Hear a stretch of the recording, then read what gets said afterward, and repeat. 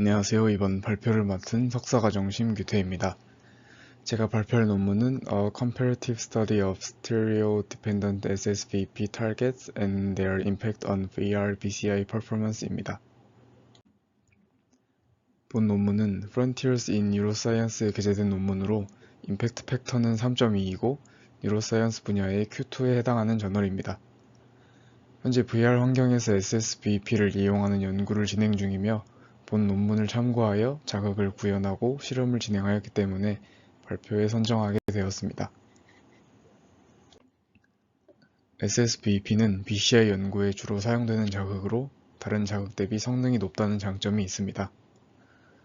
선행 연구들을 통해 3D 자극을 사용했을 때 2D 자극을 사용했을 때보다 훨씬 강하고 더 많은 뇌 영역이 활성화되었음이 확인되었습니다. 그러나 현재 입체 자극과 SSVP, BCI 패러다임의 조합을 직접 탐구하는 연구는 제한적입니다.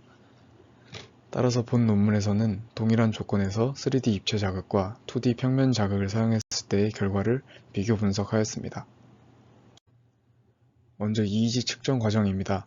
피험자는 아래 그림과 같이 VR 기기를 착용하여 실험을 진행하였습니다. VR 기기의 프레임률은 90Hz였습니다. 실험은 시력에 이상이 없는 20대의 피험자 10명이 참가하였으며 전극은 두정엽과 후두엽에 총 9개에 부착하였습니다. 이때 EEG는 1000Hz 샘플링 레이트로 측정되어 250Hz로 다운샘플링 되었고 4에서 40Hz 대역의 밴드패스 필터가 적용되었습니다. 자극 및 패러다임 설정입니다. 자극은 2D 태스크, 3D 태스크, 블링크 태스크 이렇게 총 3가지로 나누었습니다. 2D 태스크는 원형 자극 4개가 각각의 타겟 주파수대로 깜빡였습니다. 3D 태스크는 자극이 원이 아닌 구 형태임을 제외하면 모든 조건이 2D 태스크와 동일했습니다. 블링크 태스크는 3D 태스크와 자극의 레이아웃은 동일하나 자극의 색만 바뀌는 3D 태스크와 달리 나타났다가 사라지는 자극을 사용했습니다. 타겟 주파수는 맨 왼쪽 자극부터 시계 방향으로 8.5, 9.5, 11, 12.5Hz입니다. 2초 동안 빨간색 점으로 응시해야 할 자극의 위치가 나타났고 피험자는 이후 4초 동안 자극을 응시했습니다. 한 세션은 15블록으로 이루어져 있고 조건이 3개이므로 총 3세션을 진행했습니다. 따라서 피험자마다 180개의 트라이얼이 기록되었습니다. 다음은 2D 태스크와 3D 태스크에서 자극이 깜빡거리는 방식입니다. 첫 번째는 일반적인 SSVP와 같이 물체의 휘도를 반전시키는 방식이고 두 번째는 단순히 흰색과 검은색이 번갈아 나타나지 않고 점점 어두워지거나 밝아지는 방식입니다. 휘도가 반전되는 방식은 화면의 주사율에 영향을 받지만 휘도를 점진적으로 변경하는 방식은 프레임 드랍의 영향을 적게 받는다고 하여 점진적으로 어두워지거나 밝아지는 방식을 이용했다고 합니다. 그러나 이는 알고리즘의 차이일 뿐 휘도에 대한 차이가 아니기 때문에 사인파의 값이 양수면 물체의 색을 흰색, 음수면 검은색으로 설정했어도 되지 않은가 하는 아쉬움이 있습니다. 다음은 어떠한 자극을 응시했는지 분류하는 방법입니다.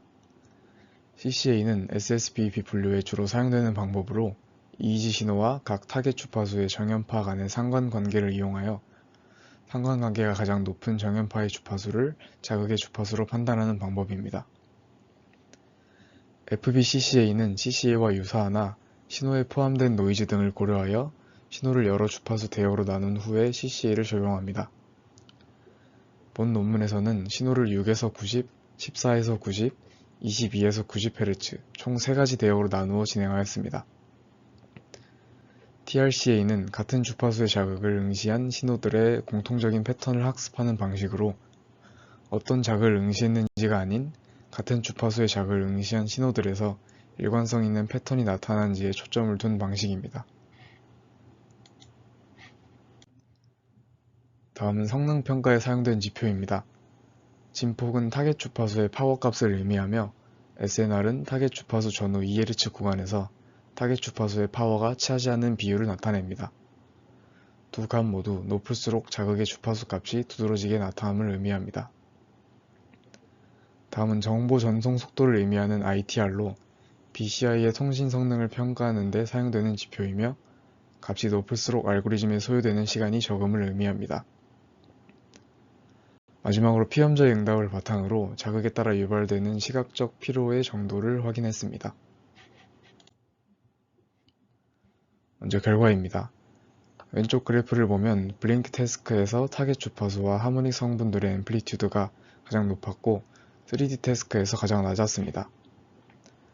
오른쪽은 SNR을 나타낸 것으로 앰플리튜드가 높다면 SNR도 높기 때문에 두 그래프가 전반적으로 유사한 형태를 띠는 것을 확인할 수 있습니다. 블링크 태스크에서 앰플리튜드가 높은 이유는 자극의 색이 변하는 것보다 나타났다가 사라지는 것이 시각적으로 더 많은 변화이기 때문이라고 생각됩니다. 다음은 각 주파수별 결과입니다. 가장 낮은 주파수인 8.5Hz에서 가장 높은 앰플리튜드가 도출되었습니다. 일부 주파수에서 하모닉 성분의 SNR이 음의 값을 가지나 타겟 주파수에서는 모두 양의 값을 가지는 것으로 보아 주변 주파수 대비 타겟 주파수에서 두드러지는 파워가 나타남을 알 수 있습니다. 또한 모든 주파수에서 블링크 태스크가 3D 태스크보다 하모닉 성분의 SNR이 높은 것을 확인할 수 있었습니다. 다음은 1초 길이의 데이터를 사용한 분류 정확도입니다. SSPEP에서 주로 사용되는 CCA를 이용한 경우 블링크 태스크가 다른 두 태스크 대비 낮은 정확도를 보였습니다. 블링크 태스크에서는 FBCCA를 이용한 경우가 정확도가 가장 높았으나 이 역시 다른 태스크 대비 낮은 정확도가 도출되었습니다. 그러나 TRCA를 사용했을 때는 2D 태스크가 가장 정확도가 낮았는데 이는 3D 태스크와 블링크 태스크가 같은 형태의 자극을 사용하기 때문에 둘 사이에는 유사한 패턴이 나타나지만 원 모양의 자극을 사용하는 2D 태스크에서는 이러한 패턴이 적게 나타났기 때문으로 판단됩니다. 데이터 길이에 따른 분류 정확도와 ITR, 즉 정보 전송 속도입니다. 정확도를 먼저 보면 CCA를 사용한 경우 데이터의 크기가 커질수록 정확도가 상승함을 확인할 수 있으며 CCA와 유사한 방식인 FBCCA를 사용한 경우에도 전반적으로 유사한 형태를 띠고 있습니다. 반면 TRCA를 이용한 경우 데이터 길이가 1.6초를 넘어가면서 정확도가 거의 유지되거나 또는 감소하는 것을 볼 수 있습니다. ITR의 경우 FBCCA를 사용했을 때 데이터 크기가 커짐에 따라 증가하다가 다시 감소하는 것을 제외하면 그래프의 형태가 분류 정확도와 전반적으로 유사했습니다. 다음 표는 2D 태스크, 3D 태스크, 블링크 태스크와 전반적인 실험 과정에 대해 피험자가 편안함을 느낀 정도를 나타내며 10점이 가장 편안함을 의미합니다. 실험을 2D, 3D, 블링크 순으로 진행했기 때문에 누적된 피로가 영향을 미쳤을 것으로 생각했음에도 불구하고 블링크 태스크의 편안함 정도가 가장 높았습니다. 결론입니다. 2D 태스크와 3D 태스크에서 자극이 깜빡거리는 방식을 사인파를 활용하여 점진적으로 밝아졌다가 어두워지는 방식으로 사용했음에도 블링크 태스크는 투명도가 점점 높아졌다가 낮아지는 방식으로 사용하지 않았던 점이 아쉬웠습니다. 이 경우 블링크 태스크의 낮은 분류 정확도가 태스크의 차이인지 아니면 이산적인 자극과 연속적인 자극 간의 차이인지 확인할 수 없기 때문입니다.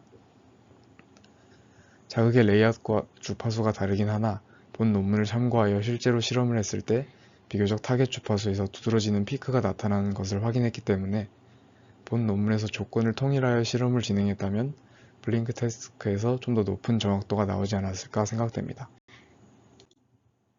지금까지 발표 들어주셔서 감사합니다.